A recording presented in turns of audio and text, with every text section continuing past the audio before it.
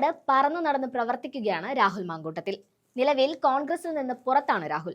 എങ്കിലും പാലക്കാട് MLA എന്ന നിലയിലുള്ള ചുമതലകൾക്കൊപ്പം UDF സ്ഥാനാർത്ഥികൾക്ക് വേണ്ടിയും രാഹുൽ മാങ്കൂട്ടത്തിൽ രംഗത്ത് വന്നിട്ടുണ്ട്. ഇതിൽ കേരളത്തിലെ ചില മാധ്യമങ്ങൾ കലിപ്പിലാണ്. പ്രത്യേകിച്ച് രാഹുലിനെ പൂട്ടാനിറങ്ങിയ റിപ്പോർട്ടർ അടക്കമുള്ള ഇടതുപക്ഷാനുകൂല മാധ്യമങ്ങൾക്ക് ഇതൊന്നും അത്ര ദഹിക്കുന്നില്ല എന്നതും വാസ്തവമാണ്. സസ്പെൻഷനിലാണെങ്കിലും UDF സ്ഥാനാർത്ഥിയെ വിജയിപ്പിക്കേണ്ടത് തന്റെ ആവശ്യമാണെന്നാണ് രാഹുലിന് ഇക്കാര്യത്തിൽ പറയാനുള്ളത്. താൻ പാലക്കാട് എത്തിയപ്പോൾ തന്നെ ജയിപ്പിക്കാൻ ഒരു പരിചയവുമില്ലാത്ത പല പ്രവർത്തകരും ഇവിടെ അണിനിരന്നു.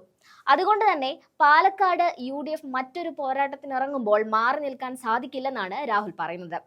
18 വർഷമായി പല പദവികളിലും ഇരുന്ന് കോൺഗ്രസിന് വേണ്ടി പ്രവർത്തിക്കുന്നുണ്ട്. പാർട്ടി പുറത്താക്കിയപ്പോഴും അകത്തായിരുന്നപ്പോഴും കോൺഗ്രസിനെതിരെ ഒരു വാക്ക് പോലും പറഞ്ഞിട്ടില്ല. അച്ചടക്കമുള്ള പ്രവർത്തകൻ എന്ന നിലയിൽ പാർട്ടിയാണ് വലുത്. പാർട്ടിക്ക് വേണ്ടി മരിക്കാൻ പോലും താൻ തയ്യാറാണെന്ന് പറഞ്ഞ രാഹുൽ മാങ്കൂട്ടത്തിൽ ഉടൻ തിരിച്ചെത്താൻ സാധിക്കുമെന്ന പ്രത്യാശയും പ്രകടിപ്പിക്കുന്നുണ്ട്. കോൺഗ്രസ് പുറത്തു പോകാൻ പറഞ്ഞപ്പോൾ അംഗീകരിച്ചു. തിരിച്ചു വിളിക്കുമ്പോഴും അനുസരണയുള്ള പ്രവർത്തകനായി കോൺഗ്രസിനെ സേവിക്കുമെന്നും രാഹുൽ പറഞ്ഞു. ആ വാക്കുകൾ കേട്ടു നോക്കാം. ഇപ്പോൾ എനിക്കെതിരായിട്ട് പാർട്ടി നടപടിയെടുത്തു. നിങ്ങളെല്ലാവരും പല പല ചോദ്യങ്ങളുമായിട്ട് വന്നില്ലേ. എനിക്കെതിരായിട്ട് ഇന്നത്തെ കാലം വരെ ഒരു 10-18 വർഷക്കാലമായി പദവികളിൽ ഞാൻ ഈ പാർട്ടിയിലുണ്ട്. ഏതെങ്കിലും ഒരു കാലത്ത് നിങ്ങൾക്ക് എൻ്റെ വായിൽ നിന്ന് ഈ പാർട്ടിക്കെതിരായിട്ടൊരു വാക്ക് കിട്ടിയിട്ടുണ്ടോ? അല്ല, ഈ കോൺഗ്രസിനകത്ത് പ്രശ്നം എന്ന് പറയുന്നത് ഇപ്പം എല്ലാത്തിലും പ്രശ്നമെന്ന് പറയാൻ വേണ്ടിയിട്ടുള്ളൊരു മാധ്യമങ്ങളുടെ ഒരു തിടുക്കം മാത്രമാണ്. പിന്നെ കോൺഗ്രസ് എന്ന് പറയുന്നത് മറ്റു പാർട്ടികളെക്കാൾ കൂടുതൽ ജനങ്ങളുമായി ബന്ധമുള്ള ധാരാളം നേതാക്കന്മാരുണ്ട്. ഇപ്പോൾ നിങ്ങൾ പറയണ്ടല്ലോ മുഖ്യമന്ത്രി തർക്കം. എന്തുകൊണ്ടാണ്? ജനങ്ങളുമായി ബന്ധമുള്ള ഒന്നിലേറെ നേതാക്കന്മാരുണ്ട്. ഇപ്പം അപ്പുറത്താണെങ്കിൽ ആരുമില്ല. അപ്പോൾ പിന്നെ ഒരാൾ പാർട്ടി പറയുന്ന ഒരാൾ. ഇവിടെ അങ്ങനെയല്ല. ഇപ്പം വാർഡ് എടുത്താൽ ഓരോ വാർഡിലും അത് തന്നെയാണ് ഞങ്ങളുടെ പോസിറ്റീവ്. മുനിസിപ്പാലിറ്റിയിൽ കോൺഗ്രസ് ദുർബലമായി എന്ന് കരുതിയിരുന്നിടത്തുനിന്ന് ഓരോ വാർഡിലും മത്സരിക്കാൻ അല്ലേ എത്ര സ്ഥാനാർത്ഥികളാണ് യോഗ്യരായിട്ടുള്ള ആളുകൾ, ജനങ്ങൾ പറയുന്ന സ്ഥാനാർത്ഥികൾ വരുന്നത്. അപ്പോൾ അതൊരു വളരെ പോസിറ്റീവാണ്. അങ്ങനെ ഒരു 53 വാർഡുള്ളൊരു മുനിസിപ്പാലിറ്റിയിൽ ആ തരത്തിലുള്ളൊരു വലിയ തർക്കം ഉണ്ടായിട്ടില്ല. പിന്നെ പലരുടെ പേര് വരും, അത് സ്വാഭാവികമുണ്ട്. ജനാധിപത്യ പ്രക്രിയയാണ്. ജനാധിപത്യ പ്രക്രിയയിൽ മത്സരിക്കാൻ എല്ലാവർക്കും അവകാശമുള്ള കാലത്ത് ഏതെങ്കിലുമൊക്കെ 1-2 തീരുമാനങ്ങളോട് വിയോജിപ്പുകൾ ഉണ്ടായേക്കാം. അതും ഞങ്ങൾ പരിഹരിച്ച് ഒറ്റക്കെട്ടായിട്ട് തന്നെ പോകാൻ പറ്റുന്ന കപ്പാസിറ്റിയുള്ള ലീഡർഷിപ്പ്, അത് ജില്ലാ കോൺഗ്രസ് കമ്മിറ്റിയുടെ നേതൃത്വമായാലും ബ്ലോക്ക് കോൺഗ്രസ് കമ്മിറ്റിയുടെ നേതൃത്വമായാലും മണ്ഡലം കോൺഗ്രസ് കമ്മിറ്റികളായാലും വളരെ കേപ്പബിളായിട്ടുള്ള ലീഡർഷിപ്പ് ഇവിടെയുണ്ട്. അതുകൊണ്ടൊരു പ്രശ്നം ഉണ്ടാകാൻ പോകുന്നില്ല. പിന്നെ ബാക്കിയൊക്കെ കുറേയേറെ മാധ്യമങ്ങളുടെ വാർത്തയാണല്ലോ. ഇപ്പോൾ ഇന്നലെ തന്നെ നിങ്ങളുടെ 2 വാർത്ത ഞാൻ കണ്ടു. ഇതിപ്പോൾ കൊടുക്കുമല്ലോ എന്ന് എനിക്കറിയില്ല. നിങ്ങളുടെ തന്നെ 2 വാർത്ത ഞാൻ കണ്ടു. ഒരു വാർത്തയിൽ എന്താണ് പറയുന്നത്? രാഹുൽ മാങ്കൂട്ടത്തിൽ എന്താ കോൺഗ്രസ് ഈ കാര്യം, അയാൾ ആരാണ് കോൺഗ്രസിലെ കാര്യങ്ങൾ തീരുമാനിക്കാനും നിങ്ങളുടെ ഒരു വാർത്ത. കുറച്ച് കഴിയുമ്പോഴുള്ള വാർത്ത എന്താണ്? പണം വാങ്ങി സ്ഥാനാർത്ഥിത്വം ഞാൻ കൊടുത്തു. നിങ്ങൾ നിങ്ങളുടെ ഒരു വാർത്തയോട് നീതി പുലർത്തണം. കോൺഗ്രസ് നേതാവ് പറഞ്ഞതാണ്. ഏതെങ്കിലും ഒരു വാർത്തയോട് നീതി പുലർത്തണം. ഒന്നെങ്കിൽ പറയണം എനിക്ക് ഇതിനകത്ത് ഒരു കാര്യമില്ല എന്ന് പറയണം, അല്ലെങ്കിൽ എല്ലാം തീരുമാനിക്കുന്നത് ഞാനാണെന്ന് പറയണം. 2 വാർത്തകൾ നിങ്ങൾ തന്നെ കൊടുക്കുമ്പോൾ ഞാനത് വ്യക്തിപരമായ പ്രയാസം പറയുകയല്ല, വിയോജിപ്പ് പറയുകയല്ല, നിങ്ങളുടെ ക്രെഡിബിലിറ്റിയാണ് ജനങ്ങൾ വിലയിരുത്തുക. അപ്പോൾ അതുകൊണ്ട് അത്തരത്തിലുള്ള ഒരു വലിയ തർക്കവുമില്ല. കാരണം ഇത്രയേറെ സ്ഥാനാർത്ഥികൾ പാലക്കാട് നിയോജകമണ്ഡലം മാത്രം നിങ്ങൾ എടുത്തു നോക്കൂ. പാലക്കാട് നിയോജകമണ്ഡലം മാത്രം എടുക്കുമ്പോൾ UDFന് 100-ലേറെ സ്ഥാനാർത്ഥികളെ പ്ലേസ് ചെയ്യേണ്ടുന്ന സാഹചര്യമുണ്ട്. ആ സാഹചര്യം ഉണ്ടായിട്ട് അതിന് ആനുപാതികമായി ഒരു തർക്കവും പ്രയാസമില്ല. അപ്പുറത്ത് നിങ്ങൾ നോക്കൂ. നിങ്ങൾ ഒരു കാലത്ത് CPMൻ്റെ വലിയ കോട്ടയായിരുന്ന മാത്തൂരിലെ CPMനകത്തെ തമ്മിലടി നിങ്ങൾ നോക്കൂ. കണ്ണാടി പഞ്ചായത്തിൻ്റെ വൈസ് പ്രസിഡൻ്റായിരുന്ന ആൾ പാർട്ടി വിട്ട് മത്സരിക്കാൻ മുന്നോട്ട് വന്നിരിക്കുകയാണ്. കണ്ണാടി പഞ്ചായത്തിൻ്റെ വൈസ് പ്രസിഡൻ്റായിരുന്ന ആൾ കണ്ണാടി CPMൻ്റെ കുത്തകയാണെന്നാണ് പറയുന്നത്. അവിടുത്തെ തർക്കം നോക്കൂ. ഇനി നിങ്ങൾ മുനിസിപ്പാലിറ്റി എടുത്ത് നോക്കൂ. അപ്പം ഇപ്പോൾ നേതാക്കന്മാർ ഇടപെട്ട് മാറ്റി പറയുമോ ഇല്ലെന്ന് അറിയില്ല.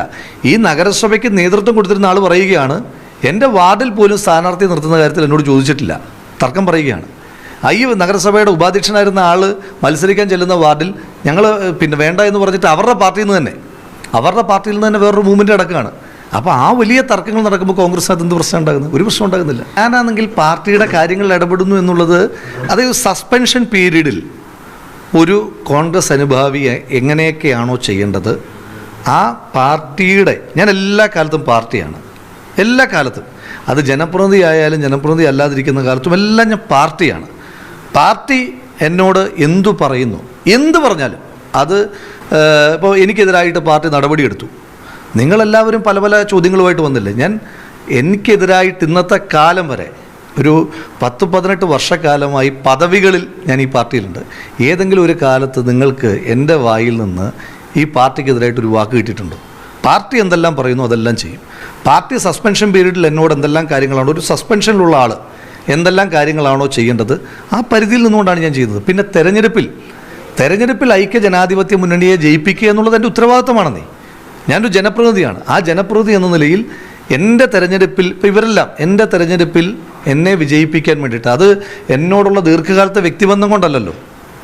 ഇപ്പം ഞാൻ പാലക്കാട് വന്ന് മത്സരിക്കുമ്പോൾ എന്നെ നേരിട്ട് അറിയുക പോലും ചെയ്യാത്ത കോൺഗ്രസ് പ്രവർത്തകർ, എൻ്റെ UDF-ൻ്റെ പ്രവർത്തകർ, ലീഗിൻ്റെ പ്രവർത്തകർ, മറ്റ് പല പാർട്ടികളുടെ പ്രവർത്തകർ UDF ആയി എന്നെ ജയിപ്പിക്കാൻ ഇറങ്ങുന്നത് എന്നോടുള്ള വ്യക്തിബന്ധത്തിൻ്റെ പേരിലല്ല, മുന്നണി ജയിക്കാൻ, പാർട്ടി ജയിക്കാൻ.